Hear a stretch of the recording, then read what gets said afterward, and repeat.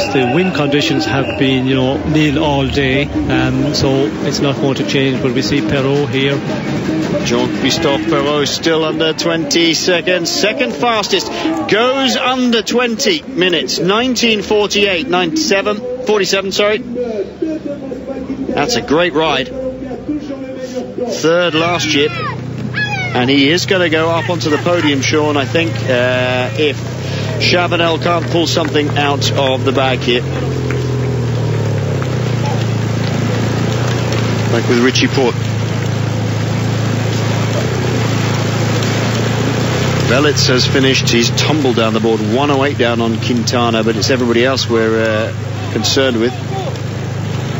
Oh, fastest time for Richie Porte at the intermediate checkpoint. Can that be right?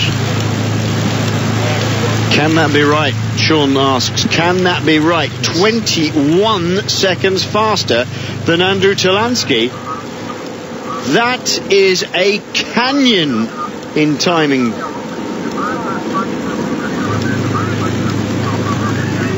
Number one on his back, Richie Porte has gone through the intermediate checkpoint according to the graphic, and we've had some very dodgy graphics in this Paris, at 21 seconds faster. And the live update's telling us that is exactly what it is. 11:24 for Richie Porte, 21 seconds faster than Andrew Talansky. Sean, unless something massive happens here, the race is over. Yes, but the win of this Paris-Nice is over. 21 seconds. We can see there the way he's riding, and he's going to be made aware of that, and he's just going to ooze with confidence. And when you're riding like that, well, then you just can push yourself so much more. And Porte, I think the stage victory is also going to be looking like going down the way of Richie Porte. It's just so difficult to tell when they're in this tuck position. They started 2 minutes apart, but he's going so well. Richie Porte, 21 seconds up. 3 kilometers to the finish. Chavanel looked like he was tying up a little bit in the points jersey, just a little bit up the road. Liwei Westra has tumbled down the order. Jean-Christophe Perrault, second fastest at the moment. Fabulous time for him, 19:48. Looks like he might well end up on the podium if Sylvain Chavanel can't pull something massive together now, Sean.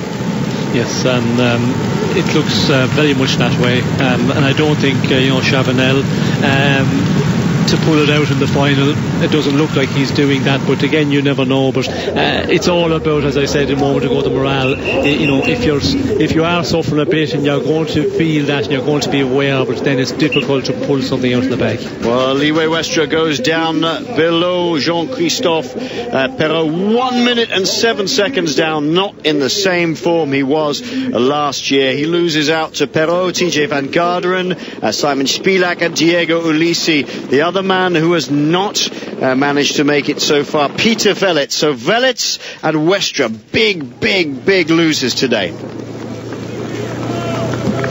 You are watching the final two men to hit the road here on the Col des Time-Tal stage. On the left-hand side, the leader this morning, Richie Porte. On the right-hand side, the leader of the Best Young Riders classification, it's Andrew Talansky. And Talansky has lost a massive 21 seconds to Richie Porte. Here's the man who started third overall this morning, Sylvain Chavanel. It's the last kilometre or so for him. He's under real pressure from Jean-Christophe Perrault and TJ Van Garderen, who want to rip that third place away from him. No threat from Westra, who's plummeted down the board, 1 minute and 7 seconds slower than the leader at the moment, Nairo Quintana. But wait for this man to finish. Richie Porte is going like the clappers. 21 seconds up on Andrew Talansky at the intermediate checkpoint of 5.6 kilometers. Here comes Sylvain Chavanel. This is a very important time. Oh, it's close. Diego Ulissi, fifth fastest. I don't think he's going to maintain a podium place, Sean. I think he's going to lose that to Jean-Christophe Perrault. Yes, I think that's going to be the case. And That was, this morning it looked like that he was going to be in major difficulty to hold on to his place. Reading the paper, the press as well, he was saying, the time trial, he was concerned about it to hold that position.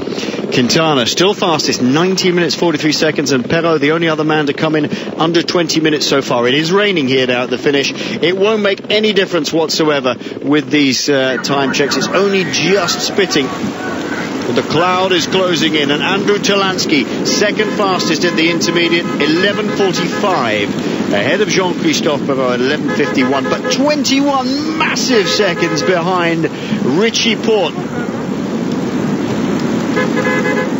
Talansky and Porte, the last time they met was in a TT upper mountain, was at Crans, Montana, and Talansky was 16 seconds faster than Porte. It's never over till it's over, because in the second half Talansky may have pulled something huge out of the bag. Oh, he's going to go fastest. Is he? Oh, it's going to be so close, agonizingly close. Talansky goes fastest. 19:39 for Andrew Talansky. It's all down to Richie Porte. Talansky leads at the top of Col d'Aise in this, the final day of 2013's Paris-Nice. 1 kilometre to go for the yellow jersey. The Tasmanian Richie Porte burst onto our TV screens in the world of cycling a number of years ago now, when he rode for CSC in the Giro d'Italia, taking the pink jersey. He had to let go of that in the end, but he still hung on to the best young riders jersey. He supported Bradley Wiggins in Paris-Nice last year, and by his own admission was not very good. Looked good enough up Mons to me.